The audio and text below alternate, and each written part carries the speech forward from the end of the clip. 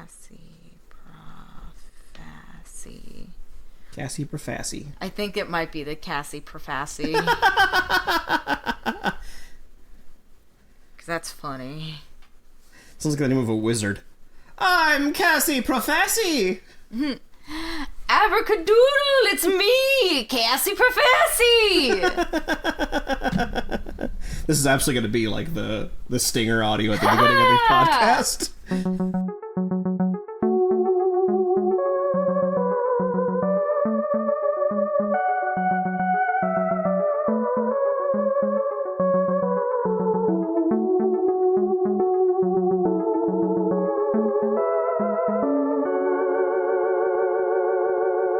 Hey everybody, and welcome to another episode of Who Is My Doctor? Who is my doctor? Who is indeed. I am your host, Zach, and I know a lot about Doctor Who. And I am also your host, Cassie, and I do not know anything. And I'm very excited about this episode.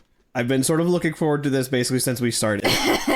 Why is that, Zach? Because Please elaborate. this is where the show really picks up. And I'm not gonna try. Like if you don't like it, I will understand. This is not me trying to sway your opinion, but this is where a lot of people really got the show, and also where a lot of people got what Christopher Eccleston was doing. So, because you have not said it at all, the name of this episode is Dalek, which, to my understanding, Dalek, it's pronounced Dalek. Dalek. But yes, this is our first time seeing the Daleks. A Dalek. Dalek. This is like the golden-y looking robot, yeah? So very 1975, Lost in Space, Lost Saucer, Far Out Space. Yes, these are sort of. So the Daleks inspired by my favorite space shows from the 1970s, a la Sid and Marty Krofft. Honestly, this might have inspired them rather than vice versa. This appeared in the second ever Doctor Who story. Okay. Opposite. Most of those were 1975. Yeah, the Daleks are one of the most iconic species in all of science fiction. Not just they're the most iconic species in Doctor Who, certainly. More than that, they're one of the most iconic species in all of science fiction, to the point where they just show up in stuff. One of them has a cameo in Looney Tunes Back in Action.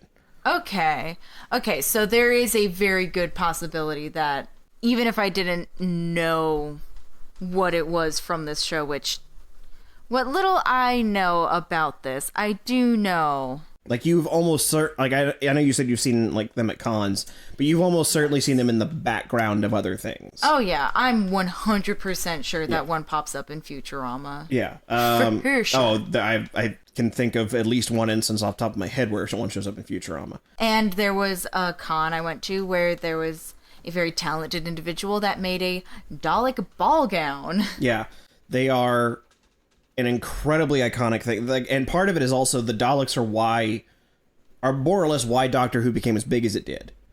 Is it particularly marketable, or just? I don't think it was intended to be marketable. It was meant to just be another monster of the week. It wasn't a Baby Yoda incident.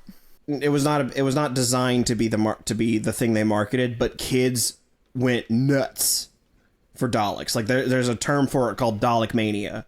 Interesting. Wait, why children though? I don't know. I guess it just captured their imaginations at the time. Fascinating. Like, I couldn't speak. Obviously, I wasn't a child in the 60s, so maybe it was just that. Wait, so it happened at, the second they came onto the scene, then they were popular? Yes. Whoa. Like, they were the second story Doctor Who ever had. When did moon landing? When did all that stuff happen? That would have been about 62? 69. We went to the moon in 1969 is when we went to the moon. Well, because the point that I'm getting at here is the desire for space is that yes. is something that is a theme, that is a story, that is something that has captured the imaginations of. Yeah, the space race between the US and the USSR was really steaming up then. So just the idea of space at the time was really going on in a lot of people's minds. But I couldn't tell you why specifically the Daleks took off. I don't know if it was just that they were desperate for sci-fi, or if it's just that the design of them is so good. They're roundy, right? Round. They're often described as a pepper pot. Okay. Like a salt shaker. Yeah. Okay. So they're sort of salt shaker shaped. They have some slight variations over the years. They have, for lack of a better description, one arm looks like a plunger and one arm looks like a whisk. That's fun. Like, it's hard to overstate how important the Daleks are to Doctor Who, and what's amazing about that is the BBC does not own the rights to the Daleks. Wait, why? Because back when they started making Doctor Who, they couldn't really afford to own the rights to everything because the show was brand new. So the guy that made them, his estate still owns the rights to the character. Whoa. They first appeared in 1963. So everything that you grew up with from like Sid and Marty Krofft, Lost in Space, all of those iconic like 70s shows, borrowed from this sort of stuff. In fact, a lot of Classic Who influenced a lot of television in a way that I don't fully think everyone realizes a lot of the time because it sort of faded out. You and I we're talking about it the other day of how a lot of OG Who is lost to time. Yeah. Well, specifically the first two Doctors, but the story for the Daleks still exists. All of it's still available. I have it. But the Daleks are still owned by Terry Nation's estate, which I believe is his family. I'm not 100% on that part. I don't know that deep, but Terry Nation's estate still owns the Daleks. So part of the rule for New Who is the Daleks have to show up every season, or their basically lease of the Daleks runs out. That's so funny. So there have been obligatory Dalek. Yeah. Well, I mean, but in fairness though, the Daleks are. I mean, there's some debate you could say between the Daleks and one other character that we'll get to later on, but the Daleks are more than anyone else the arch nemesis of the Doctor, or the arch nemesis of the Doctor. Interesting. Like I don't think it's You're spilling a lot of beans. I am spilling some beans here. But it also leans into a lot of this. So I know I've given a lot away here, but I still haven't detailed much more than just like a very broad stroke of it. We've been sticking with this idea of you predicting two things in an episode, but I want them both to be Dalek themed. So I'm going to have two different Dalek themed things. I want you to describe to me what a Dalek looks like inside the machine. Oh no! And I'm also going to have you describe There's an inside? There's an inside. Oh, it doesn't just look like a robot. It's a machine. Fuck. Okay. But in addition to that, I also want you to try and tell. And you could do this first if it makes it easier for you. Describe to me the general personality of a Dalek. I think a Dalek is a big fucking nerd. A big fucking nerd. My think is that, or my think, yeah, like a lawful evil maybe. Okay. Yeah, I think that is they are simply following whatever their protocol is, whatever their rules, which are anti-Doctor. Because my thought is if you're describing them as the like antagonist of the Doctor, and they show up and have been showing up, they are following the Doctor, they're chasing the Doctor. If you are a being that can travel through space and time, to happen upon the same thing more than the once feels unlikely and improbable. Okay. So I think the Dalek has some beef against the Doctor. That their MO is to specifically go after the Doctor. Yes. Okay. So that'll be the first thing. So that's the personality guess. Yeah. So yes, what we have identified as the Dalek is just for trying not to give it away. Okay, for context, I think that the Dalek has the same motive as the snail that's chasing you down unending, but in turn you get $1 million. But the snail will always know where you are and is always on the hunt for you. Okay. I think that's the Dalek in this case is the snail. Okay. If it changes your opinion any, and this is not, I just want to make sure I didn't mix something up for you. There are Daleks. It is not just one Dalek. Like, the Daleks are a species. I didn't know that. I thought it was just the one. Okay, it felt unfair if you were. It felt unfair to if you felt like I was misleading you. So I want to be very clear. The Daleks are a species. Why would several of them be after the Doctor, though? That's my new question. Well, I mean, that could be... I mean, if you want to pivot away from that instead of learning that... I know, but then I also don't know what the relation between Doctor and Dalek would be. Because the only thing I have now is antagonist. I'm trying really hard not to, like, so my only other thought would be, cool, these are the motherfuckers that started the war. So the Doctor is often an obstacle to what the Daleks are trying to do, and that is why they hate him. Okay.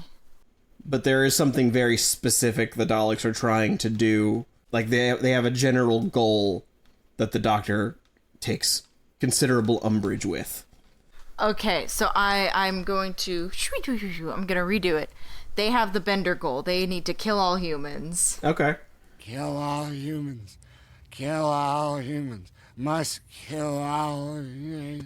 I think that's all Daleks' thing is kill all humans. That's their whole thing. Yeah. And the Doctor's just like, nope, can't have that. Yeah, sorry, that's super not okay. As confusing and weird and squishy as they can be, you can't kill them. Okay, so I'll put that in there instead. Their goal is kill all humans. I'm really trying to figure out how to describe these things without giving so much of it away that it feels that because I want it to feel good for the audience that you get when you guess things, and I also want it to feel good for you when you get stuff right. Yeah. That I didn't just like hand you a thing because the audience sides with me only all the time, always. I would assume that anyone listening to this podcast is a huge Doctor Who fan and therefore hates it when people get stuff wrong, and so they want you to get stuff right. Yeah. Somebody who knows so little about this show, I really need several wins. I'm not on a good streak, folks. You've been at exactly 50% for a little bit now. Basically, since episode 2, you've been dead on 50%. I know. Well, let's see if we can get you past that a little bit. What we identify as a Dalek is basically just an outer casing. Yeah. And I'm not going to describe it any more than that, just to try and avoid, giving too much away. So, what do you think the actual Dalek inside that casing looks like? My God. Okay, since there's several, is it a little creature? I'm not telling you, you're guessing. Okay, so I think that the Dalek is actually like the robot part is like a shell. Mm-hmm. I think there's like a little man inside. A little man? A little creature, a little guy. Can you get any more specific than that? Because I feel like me saying there's something inside the Dalek and you're like, yeah, it's a little guy, and I'm like, that's kind of what I'm already saying. Anything can be a little guy. I'm just anything can be a little guy. I don't need you to get like gender neutral term, just little guy.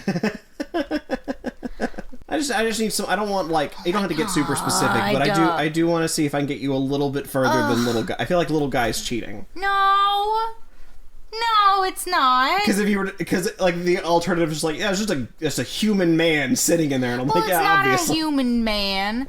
It's just a little guy. I don't know. Well, it's like when you picture little guy, is it like cute? Is it ugly?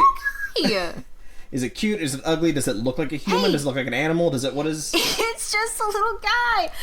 Do you expect me to sit here and explain to you the definition of a little guy? I expect you to explain the definition of this particular little guy. You can be a little guy. Monty's a little guy. The little stuffed crow I have sitting above us, that's a little guy. I feel like you're buying time right now, trying not to describe the quote-unquote little guy. Well, because the one thing that comes to mind is like, oh, wouldn't it be funny if it was just like a hamster? But that's also because I just watched a bunch of Baldur's Gate clips, so I'm thinking about Minx and Boo. And I know that it's not a hamster. I just want it to be. Well, if you know that's not what it is, then what do you think it is?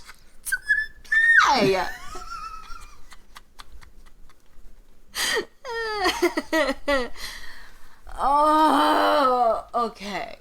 I'm not like if you hit near the target, you still get a point. I have hit near the target. The target. No, you have described what the target is. The target's really big and vague. Which is why I'm trying to shrink the target down a little bit. I've hit it. I've hit the target. Oh my goodness. I don't know. Because I've already said it's a little nerd then. Is that better for you? Because I've already described Daleks as big old nerds. So there's a little nerd inside of it. Is that better? It's just a bunch of little dudes that look like you. So that's what you're putting a pin in. It's a bunch of little guys that look like me? No! Because I know that's wrong. My god, imagine if I wasn't wrong though. Oof. You open it up and it's just like, I'm Pickle Rick.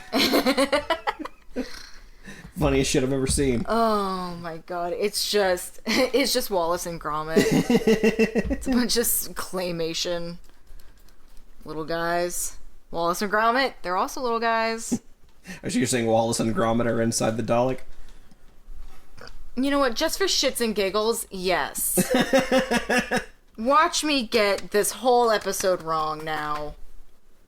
Because I know Wallace and Gromit aren't in there. Well, I'm giving you the opportunity. What do you think? Like, just take a wild guess. Oh my god. What kind of little guy's in there? Like a Gumby. Like a Gumby? Like a Gumby, like a little shapeshifter. Okay. I think you need to lean into the mic a little bit when you say It's like a little Gumby. It's like a little shapeshifter. Okay, so something that doesn't quite have a form is what you're... No. Okay. Either that or like not something without a form. We'll keep it that vague. Okay. Because I don't want to say anything else. Because then I'll get the, oh, you sure? You're going to lock in on that one? Are you sure you're going to lock in on that one?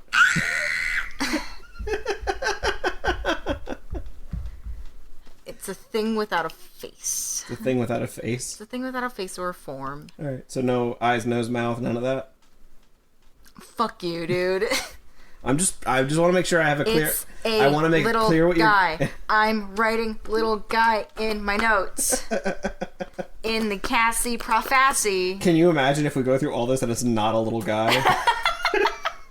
The past 30 minutes wasted. Oh my god.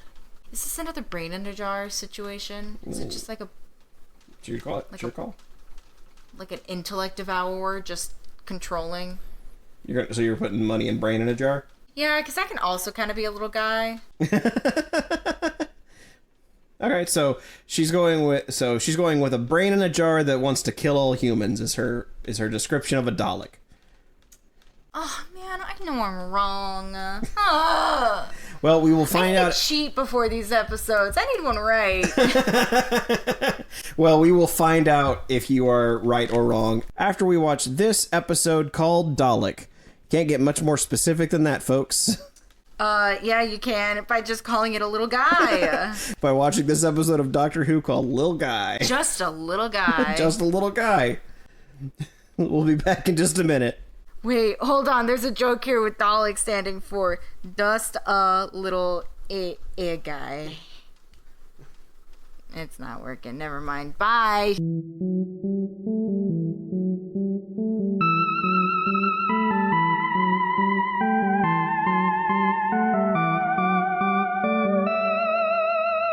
Who is My Doctor is brought to you by the alphabet. A, B, C, D, E, F, G, H, I, J, K, L, M, N, O, P, Q, R, S, T, U, V, W, X, Y, and Z? Now you know your ABCs. And let's get back to the show.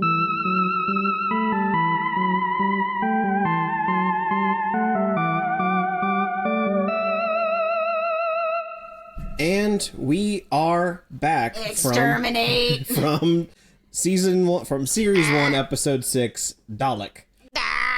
Exterminate. So I'm very close with that one. So you are I was right. you were right. I was right. You were right that they're not that you were close enough to the target on both cases. I will count both of them. 80% correct, Yeah. which is still a passing grade. Because their big thing is kill all humans, but it's not just humans. It's everything in existence that is not Dalek. Okay, but it is still, I was still correct in the annihilation of. Yes, I'm giving you full credit for the points on. I'm giving you full points on these. This is not. I'm not denying it. I'm just clarifying. And while you said brain in a jar, I was hoping you would get closer to squid, but they do have a very prominent brain. And it doesn't seem to be able to survive outside of its little robot carapace. I mean, it certainly has lived for, it said 50 years in that one thing. Just based off of its posture inside of its little cubby, I suppose is the word.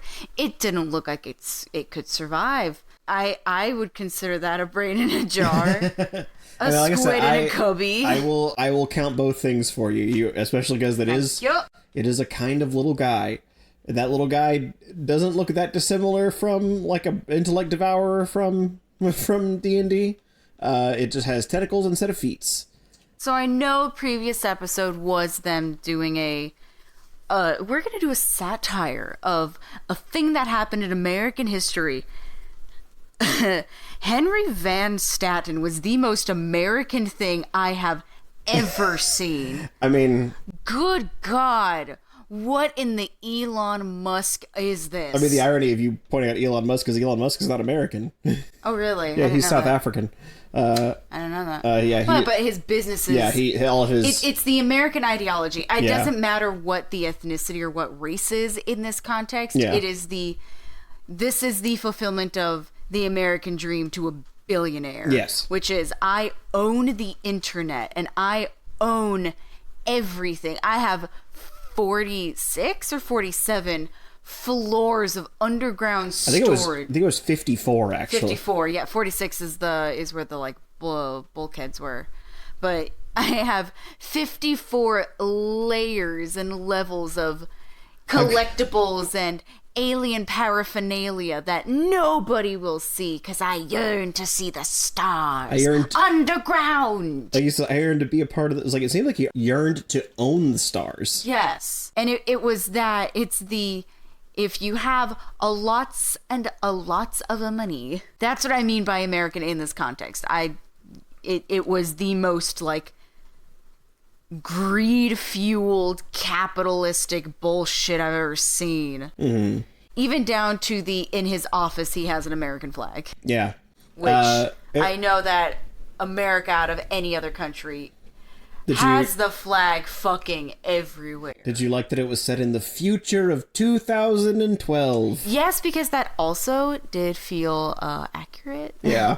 It was kind of funny that they, were talking about the president in 2012 and like, well, who should the next president be? And they went a Democrat. And I'm like, well, that's the same guy. You just keep the same guy. It's Barack Obama.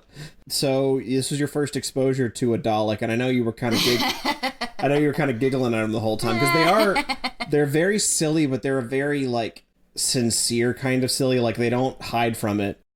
They just, it's also the fact that like, it just sounds like a big fucking nerd. I mean, it was probably designed by a big fucking nerd, so. On the surface, like, it just sounds funny. It looks a bit dumpy rolling around because it's friend shaped. It's friend height. It looked like it was about 5'6", which is not that far off from me.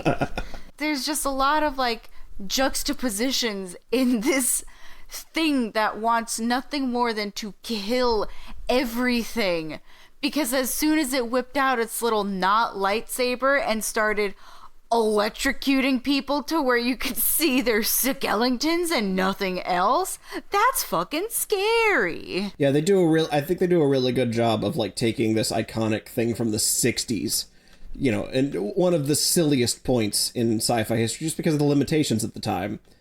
And gee willikers. They don't hide from what it is, but they take what exists and still make it work. And also, like, when the guy gets the suction cup on his face, and you see his skull starting to, like, shrink in. To liquefy and implode, yeah. Yes. Like, they do a really good job of selling you on Daleks as being fearsome, as being terrifying, that when bullets approach it, they just disappear. Yeah. Mr. Van Staten going, everybody stop shooting at it. Don't leave a dent in it.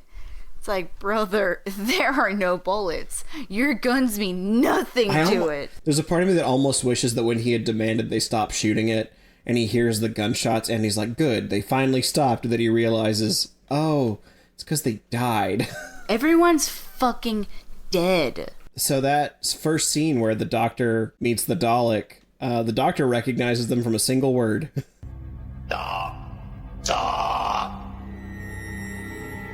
Impossible. Because their voices are so iconic. Oh my God, their voices did the same thing. Like, it scratched a part of my brain that I really love getting scratched. Mm-hmm. I can't describe it any more than that. Yeah.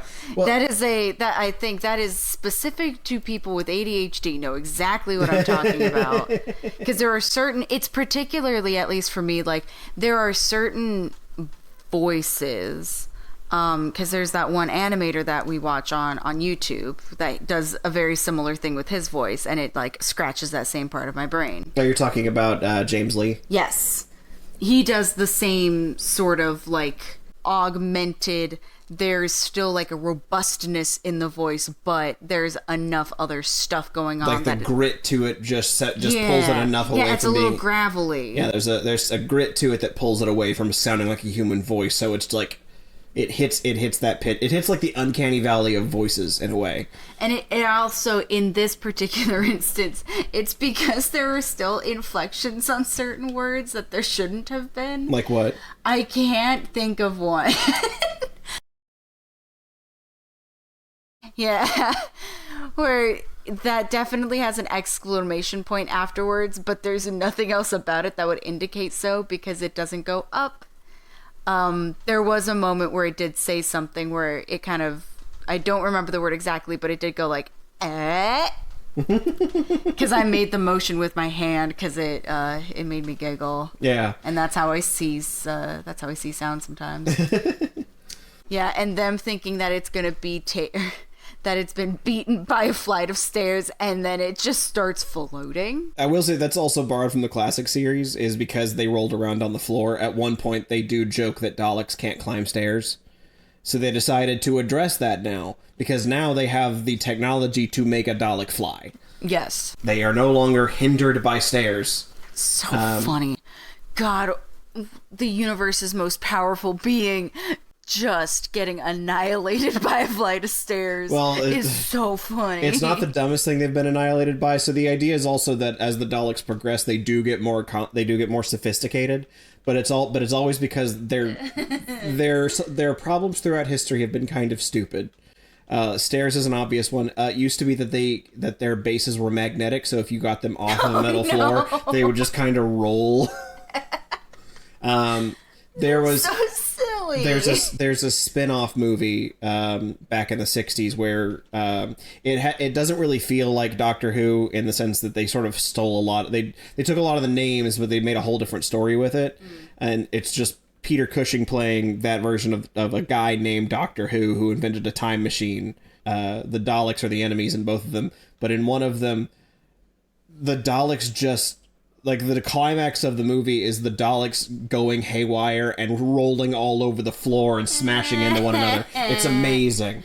It sounds like mayhem. It is. That sounds awesome.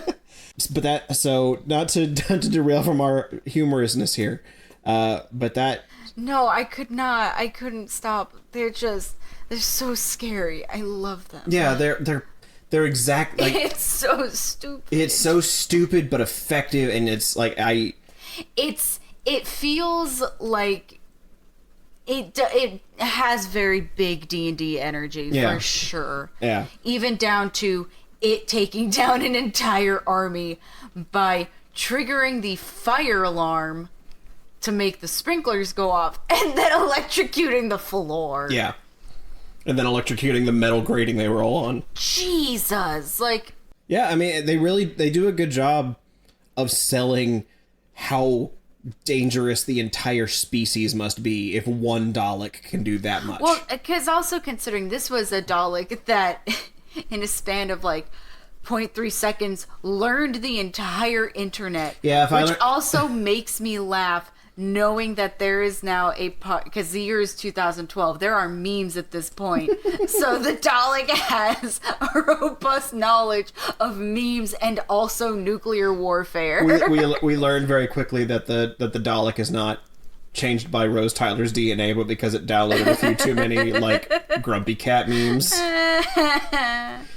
My God, it hates Mondays now. It hates Mondays as well as every species in existence. I mean, if I download... But it loves lasagna. I mean, if I just exist on the internet for a few minutes, and I kind of want to exterminate all of humanity. So I get it. I get it, Dalek. I understand. Because let's see, the year 2012 was my sophomore, junior year of high school. Yeah. So I'm going back to those good old days. God. Of internet meme. The Dalek absorbed all of Tumblr. that poor space Nazi. It has so much furry fan art on it. My God, it's conflicted for so many reasons. Yeah, and then not to derail our fun here, but I do want to talk about Christopher Eccleston's performance against the Dalek. Yeah. Like when I told you earlier that a lot of people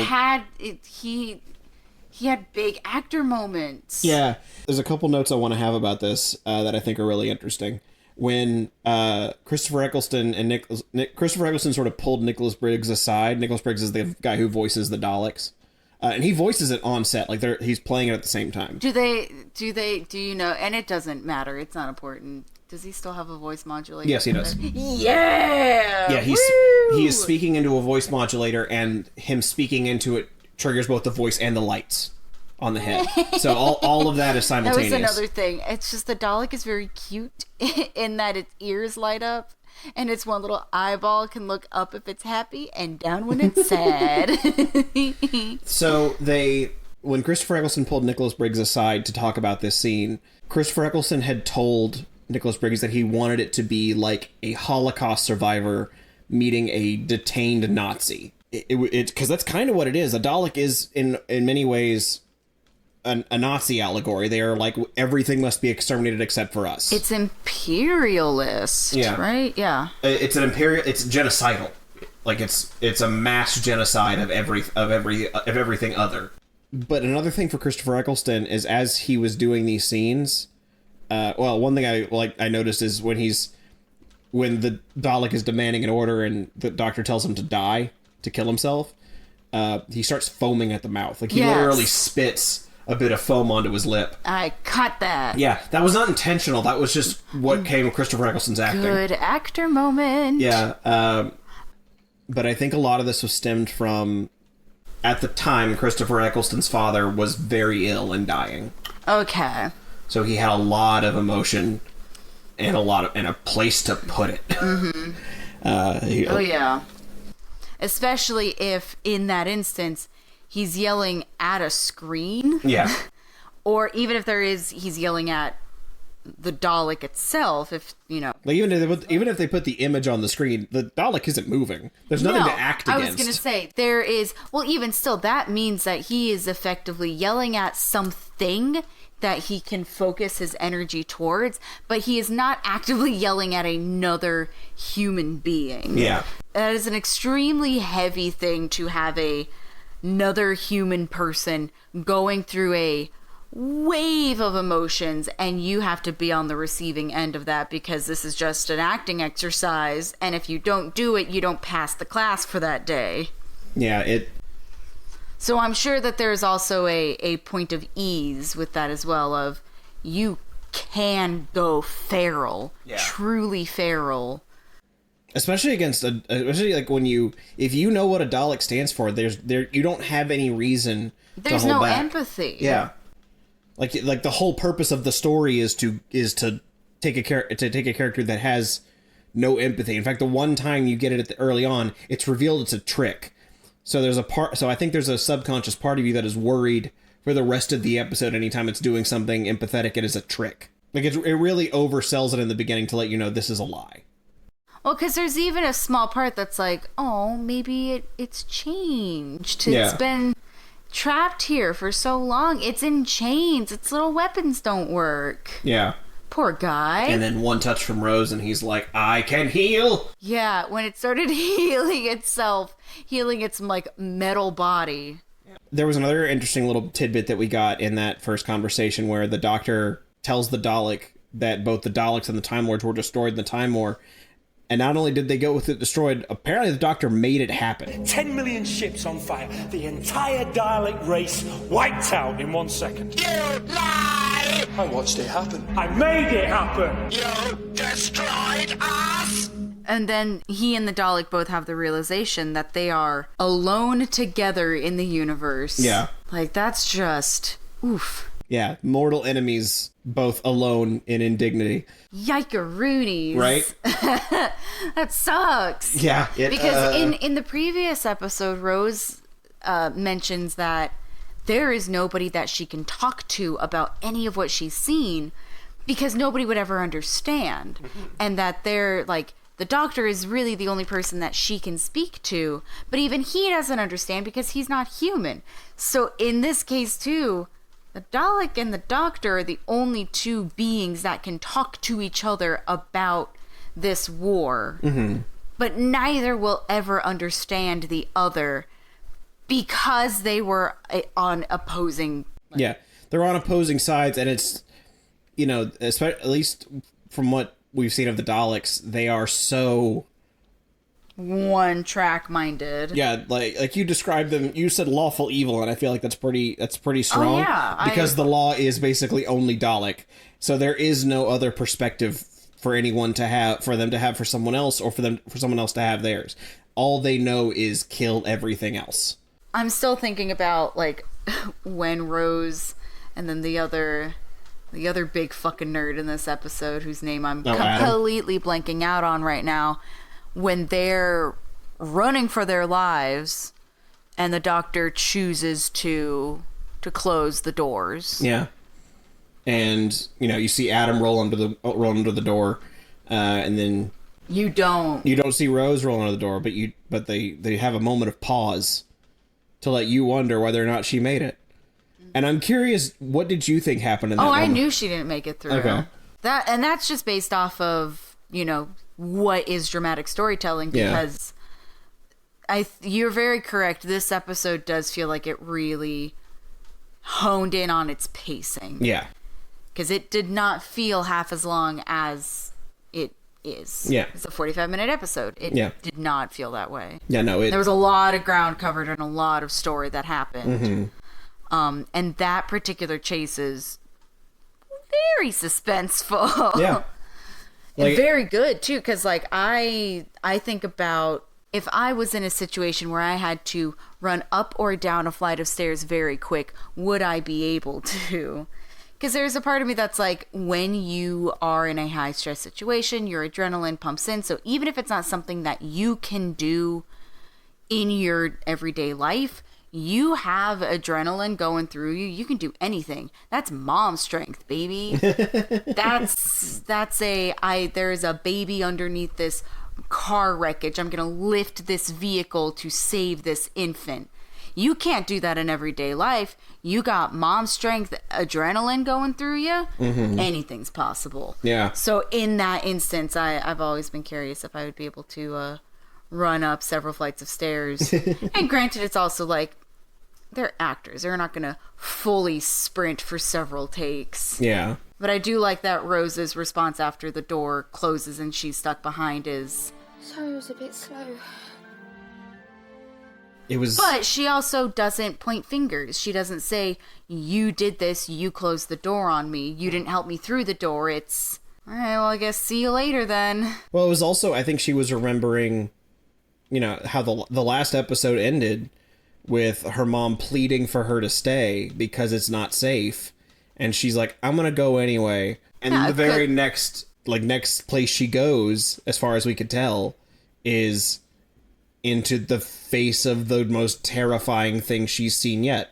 Well, especially since in that moment, too, like, she's immediately paying for her decision in trusting the Doctor, in deciding to, you know, see space and time, see the world. It was nice that she didn't have an immediate, like, her disposition did not change to the or like change because of him choosing to close the doors, because she recognized, like, this is what I signed up for. This is the path I chose. Yeah. I chose to see the stars of subterranean Utah in the year 2012. So you at the end of the episode, Adam came onto the TARDIS. Yeah, I mean, after Mr. Van Staten got wheeled away for the death of 200 individuals. Yeah, like basically every security guard except for the ones that are dragging him off. Yeah, which, like, there is a part of me that's also like, if you were to take that job, you would 100% have signed waivers that said that you accept the risks of accepting this job. Yeah. Which death is definitely on there, particularly from billionaire crooks with nothing better to do, making people sign waivers that mention death on them about 4 times within the first page.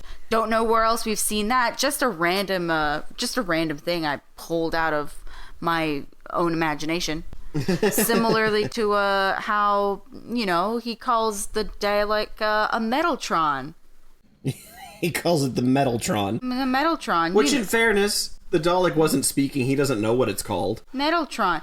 You know, like that weird, unattainable stuff in the Avatar movie. Gosh, what's it called? Oh, unobtainium. That's right. It is just like... Metaltron feels like a 1960s, like, Japanese To be fair, Metaltron superhero. does have the same energy as RoboCop, so... Fair. Like, if you are given the opportunity to name a thing, and it is the only thing you've ever seen like that, I doubt you're going to look at it and go, your name is Dale. I mean, it is sitting here knowing that Elon Musk had Twitter and decided we're going to rename it X, because I think X sounds cool. Like he's a fucking 12-year-old boy. Feel like, you know, him calling a Dalek Metaltron feels pretty accurate. I'm going to X on X. Yeah. Did you see my X on X? What does that even mean? You don't know. They're called tweets, motherfucker. Anyways, I hate Twitter. I've always hated Twitter, but now I really hate it. You can't hate Twitter if Twitter doesn't exist. Oh my god. It got to it too. Yeah. Adam walks onto the TARDIS at the end of the episode. Yeah, new companion. I mean, presumably he's got to be there at least in the next episode. I mean, in the like 0.3 seconds we saw of the next week's episode. Yeah, I have to be. He's on. So I have to be very careful every time we get through these, because I have to stop them right when the coming up on the next episode thing starts, because I don't want to. Because I enjoy this the cast prophecy that we do, and I don't want to ruin any of it. It's called the Cassie Prophecy now. The Cassie Prophecy. Thank you. I try really hard to cut those out as quick as possible, because I don't want to spoil any of that and ruin any of that game, because I think it's, you know, one of the more enjoyable aspects of this conversation for us. I will say, when I was correct about Kill All Humans and Brain in a Jar, my excitement was expressed only through my feet. My feet and my little cricket legs. Just kicks of joy. So we know that you definitely have positive feelings on this episode. I feel like I do. Yeah. I do. I know when I like an episode because I don't have a lot of notes on it. Yeah, because you were watching it. Because I was actually watching it. And this one I didn't have many notes on, because a lot of it was me more or less reacting on, like, Christopher Eccleston's actor moments, and just letting that sink in. And you know, the only parts of the episode I didn't like was Adam. Yeah, Adam is just because he's just a little boring right now, but that we're meeting him. He's just a little guy. Yeah, I suppose. He's just a little nerd. Yeah, I guess. But he was really the only part that I, for lack of a better term, didn't enjoy. Because even Van Staten was something that I was like, all right, cool. Is somebody that I 100% was like, all right, this guy exists in real life. Like, this isn't even kind of a grandiose, aggrandized version of, like, what would somebody, like, look like if they had... Yeah, I think in 2005 when this aired, it might have felt a little... Well, he feels a little, like, flat and two-dimensional, but now here we are in 2023, seeing all the billionaires that are like, no, this is just dead on. There's no... Yeah, no. You can spend billions of dollars building a submersible that isn't tested and willfully take people down to look at the Titanic, and you can build a rocket ship that looks like a fucking dick and balls. Having a underground nuclear bunker / extraterrestrial museum feels pretty tame, for lack of a better term. Yeah. It's one of those where it's like, this is only aged well in a way I don't like. This is it was one of those moments where I went, how did they know?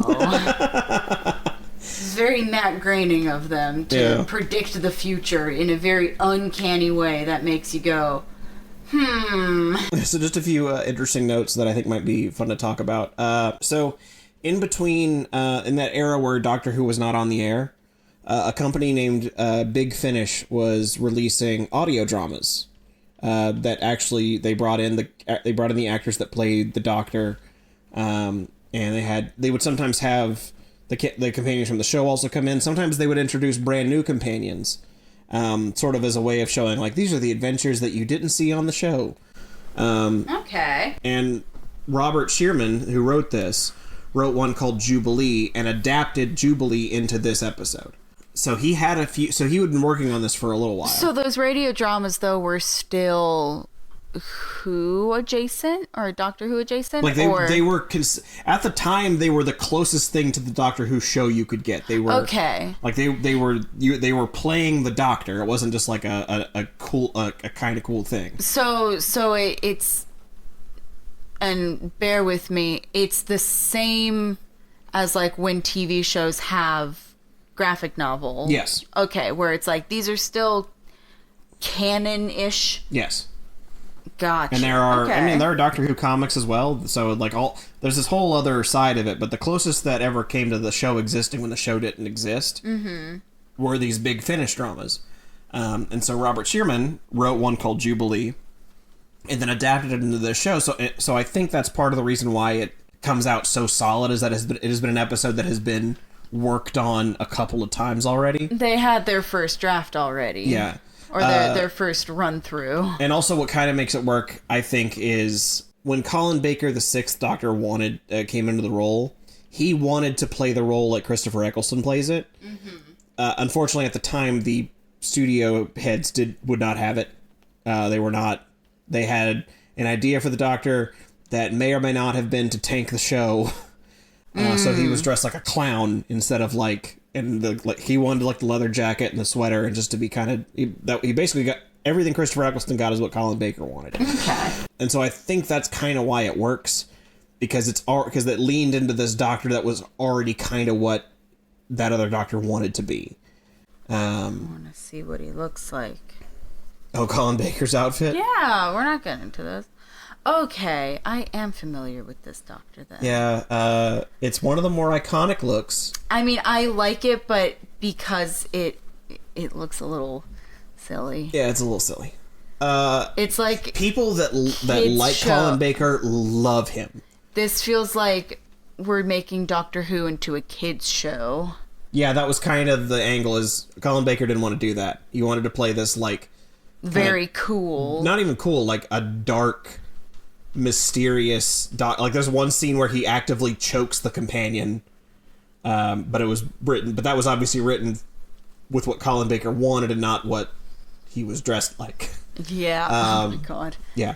Just the bard in your party going completely ham on your paladin. Yeah, exactly. Oof. So I think one of the reasons it works so well is because it had so much time to be worked on. And Christopher Eccleston does a very good job at making you like him, but also because he's wearing all black and wearing a black leather jacket and is very like close-fitting clothes. He's not a soft, cuddly person. No. He doesn't look that way. His face is, says otherwise, which is why you're like, oh, okay, like this guy's not too bad. He's got a lot of grins until he doesn't. He got a lot. He looks like a friend, but he does not.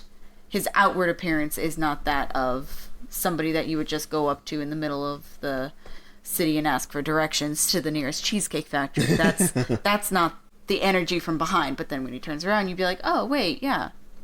So I guess there's one thing we can talk about. I remember in that first episode, you were like, "This is not my doctor," and I'm not asking you who's your doctor now because you have no comparison.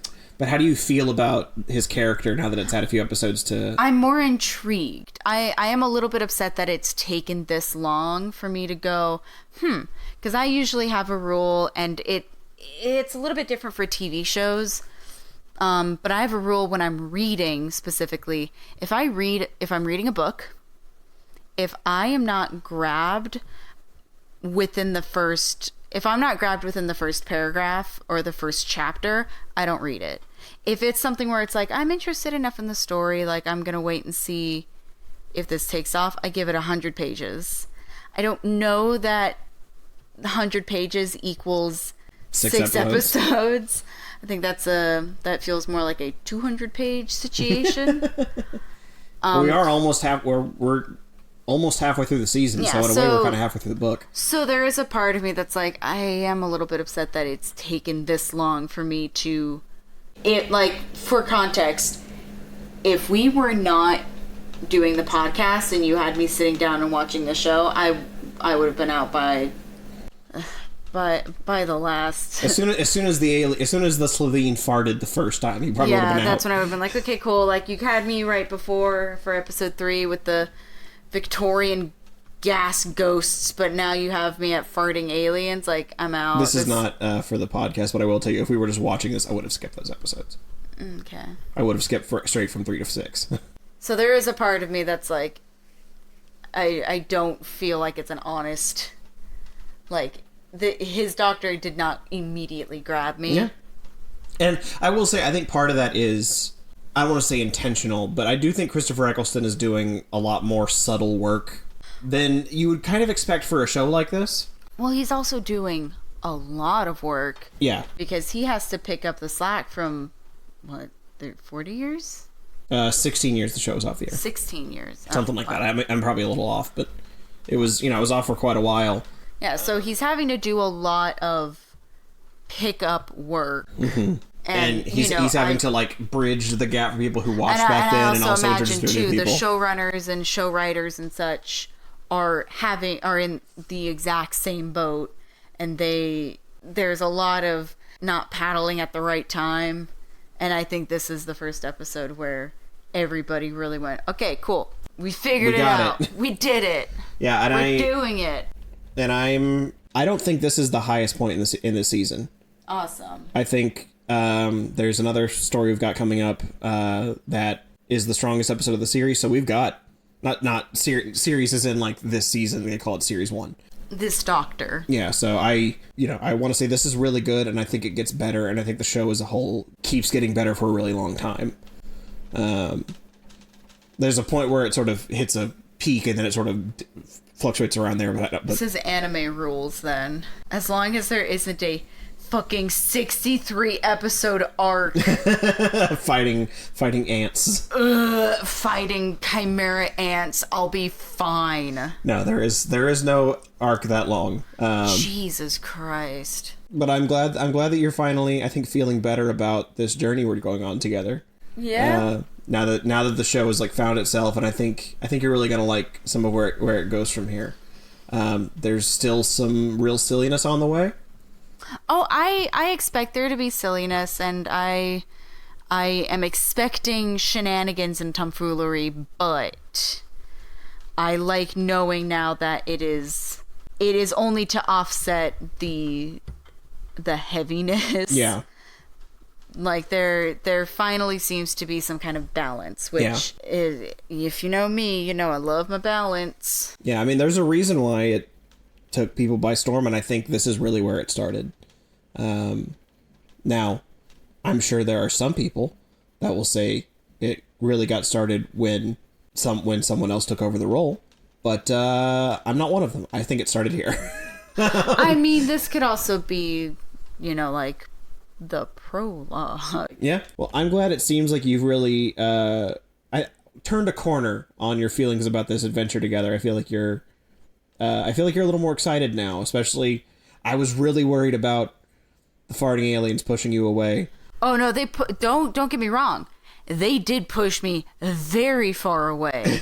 Because the minute they walk into the museum and Rose goes, "Oh, it's an arm from the Slitheen," I went, "Fuck! No! They're back!" I was not happy to see them. Yeah, no, they're thankfully behind us now. Behind fart. Anyway, we will see you guys next time. We will see you guys on the next episode of Who Is My Doctor? Who is my doctor? Who is indeed.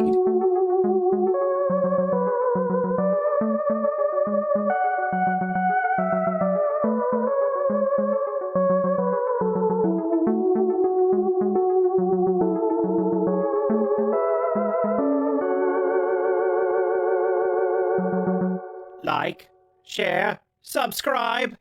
Like, share, subscribe.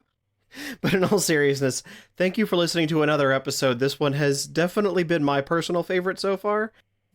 I hope you enjoyed it as well, and if you did, please do as my screaming Dalek voice asked and subscribe to this podcast. Share it with your fellow Whovians, or give us a like, 5 stars, a thumbs up, whatever your podcast place of preference has deemed appropriate. I've been thinking more about starting a Patreon where we could give patrons exclusive episodes where I show Cassie maybe some classic Who or one of the spin-off shows. If you'd be interested in something like that, you can let us know on Twitter, Blue Sky, Instagram, or Threads at WimDpod. That's WIMDPOD. Next week we'll be hopping aboard Satellite 5 to take a look at The Long Game. So I'll see you next Tuesday, because Tuesdays are now Who's Days.